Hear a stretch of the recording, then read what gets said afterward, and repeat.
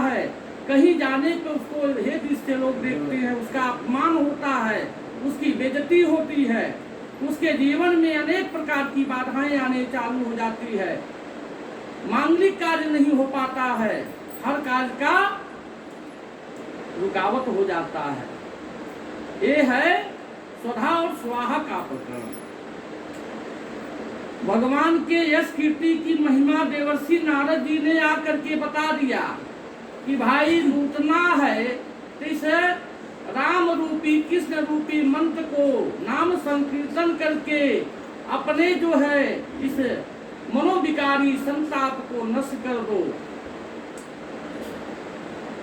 अथ तम सुखामान से उपासिनम बेहत्वा देवर्षि प्राह विप्रसे विलापाणिं समयन्ते। नारद जी ने प्रश्न किया व्यास जी से, आप व्यथित हैं, आप चंचल हैं, लोग बोलते हैं बड़ा टेंशन हो गया है। क्यों टेंशन हो गया? आप किस टेंशन में बैठे हैं? यही बात नारद जी आकर के पूछ रहे हैं व्यास जी महाराज से कि आप तो साक्षात परमात्मा के अंश अवतार हैं, आपका अपराध भाव हुआ है, आप किस गलानी में घूम रहे हैं? आप आज क्यों टेंशन में इतना बैठे हुए हैं? तो बोल रहे हैं व्यास जी कि आपके शरीर एवं मन दोनों ही अपने कर्म एवं चिंतन से संतुष्ट आज नहीं है। मैं आपको देख करके थोड़ा सा मैं धीरज हो गया, हमारे अंदर धैर्य हो गया कि आज जो है नारद रूपी गुरु आ गए हैं, हमको मार्गदर्शन करेंगे। बोल रहे हैं वह बड़ी ही अद्भुत और धर्म है, सभी पुरुषार्थों से परिपूर्ण है, सनातन में ब्रह्म तत्व को ही आपने खूब विचारा है। ये सनातन में ब्रह्मा का हम लोग किस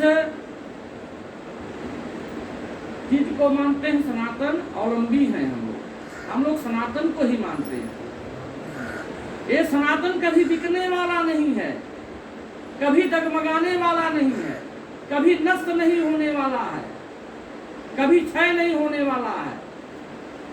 ये हमेशा जो है अजन्मा है, न इसका मृत्यु है न जन्म है, उसी को अजन्मा कहा जाता है। ये सनातन कल्प वृक्ष जो है ये अजन्मा है, जिसका न जन्म हुआ है न मृत्यु होगा, ये अजन्मा है। व्यास जी ने कहा कि आपने मेरे विषय में जो कुछ कहा है वह सब ठीक है, इसका क्या कारण है कि मैं ज्ञान से भी अगाध हूँ, इतना ज्ञानी मैं होकर के आज अगाध हूँ, क्या बात है? नारद जी ने कहा कि आप समस्त गोपनीय रहस्यों को जानते हैं, क्योंकि आपने इस पुराण पुरुष की उपासना की है। एक कल्प बीछी पुराण का जो है आपने उपासना किया है, जो प्रकृति पुरुष दोनों के स्वामी हैं और असंग रहते हुए भी अपने संकल्प मात्र में गुणों के द्वारा संसार की सृष्टि स्थिति प्रलय करते हैं। आपका जो समय हो जाता है तो आप इस सृष्टि का रोपण कर देते हैं, इस सृष्टि का प्रलय कर देते हैं। नारद जी फिर कहते हैं व्यास जी से कि आपने भगवान के निर्मल यश का गान प्रारंभ नहीं किया है। ऐसी मेरी मान्यता है कि जिसने भगवान को संतुष्ट नहीं किया वह शास्त्र का ज्ञान अधूरा है। विश्वासम फलदायकम, विश्वास में ही रहस्य है। हम लोग अंधे हैं, हम लोग बहरे हैं, हम लोग नेत्रहीन हैं, हम लोग मंद हैं, हम लोगों को कोई ज्ञान नहीं है, क्योंकि हम मृत्युलोक में हैं। हमने पापिष्ट बुद्धि लेकर के जो है पूरे जीवन में समागम किया, विचार अच्छा रखा नहीं, हमको पता नहीं है ये पंचभूति कर्ण मूली कर रूपों में ब्राह्मण भगवान के क्यों प्रिय माने जाते हैं। जिसने इस कलयुग में ब्राह्मण का सेवा कर लिया। कल हम बताए थे न प्रसंग में, कलयुग में प्रत्यक्ष देवता कौन कौन लोग हैं, जिसको हमें आप अपने नेत्रों से देख रहे हैं। कथा सुनने वाला कोई बता सकता है? क्या क्या बताए थे हम? कलयुग के कितने देवता हैं? कथा सुनिए, पीबंती नरहा, ये पीने वाली चीज है। भागीरथी गंगा जो है तन को पवित्र करती है, ये भागवत रूपी गंगा मन को पवित्र करती है। जब मन में बैठाएंगे कोई चीज तो आत्म ज्ञान हो जाएगा। मन आपका विग्रह जो है अंदर पापिष्ट आत्मा जो बैठा है वो शीतल हो जाएगा, स्वच्छंद हो जाएगा, साफ हो जाएगा। गौ, गंगा, ब्राह्मण, अग्नि, सूर्य और चंद्रमा, जिसको हम अपने नेत्रों से देख रहे हैं। भगवान राम को कोई नेत्रों से देखा? नहीं देखा। कृष्ण भगवान को नेत्रों से देखा? नहीं। किसी देवता को आप नेत्रों से देख रहे हैं? नहीं। दुर्गा सप्तशती के 5वें अध्याय में दे दिए हैं कि या देवी सर्वभूतेषु छाया रूपेण संस्थिता नमस्तस्तै नमस्तस्तै नमस्तस्तै नमो नमः। आप लोग सोचते हो कि हम भगवान को इतना फल चढ़ाते हैं, मीठा चढ़ाते हैं, भगवान तो एक भी नहीं खाते हैं, और रोज बाबा मंगाते हैं फल मीठा इस देवता को चढ़ाइए। वो तो पहली बात तो परमात्मा, उसको खिलाने वाला कौन है? जो संसार को खिला रहा है। भगवान इस जग में छाया के रूप में आते हैं, छाया के रूप में हर आसन में बैठे हुए हैं परमात्मा। हम आप नहीं देख सकते हैं। परमात्मा छाया के रूप में आते हैं।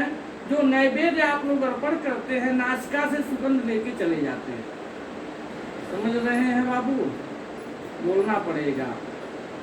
राधे राधे राधे राधे।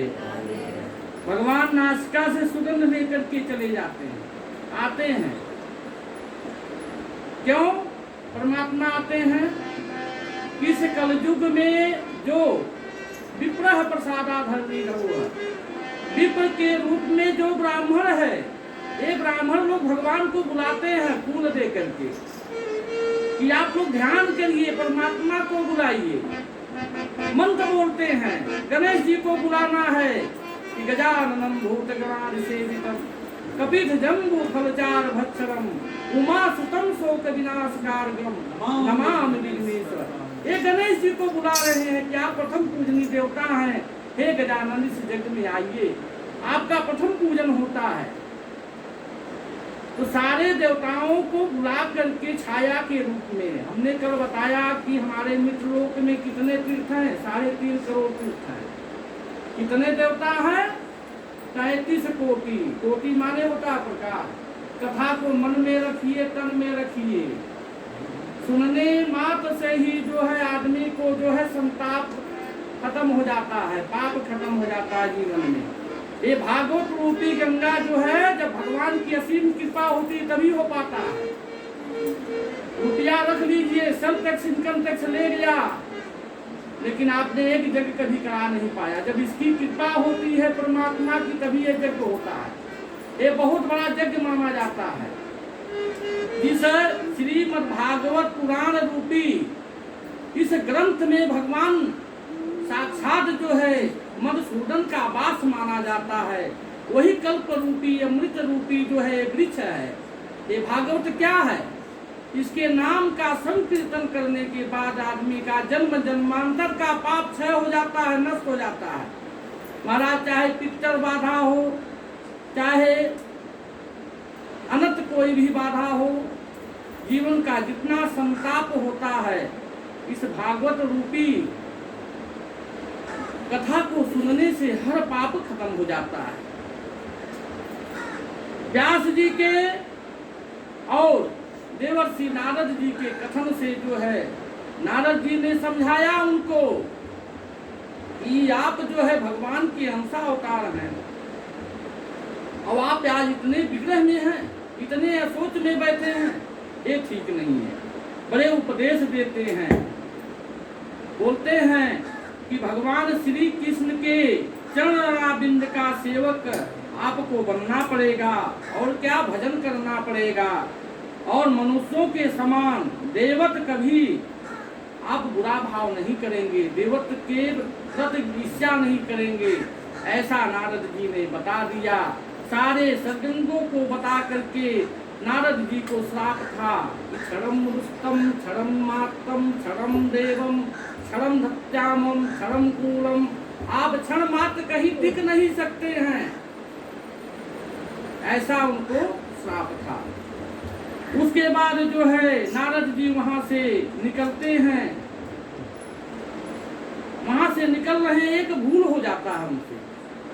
क्या भूल हो जाता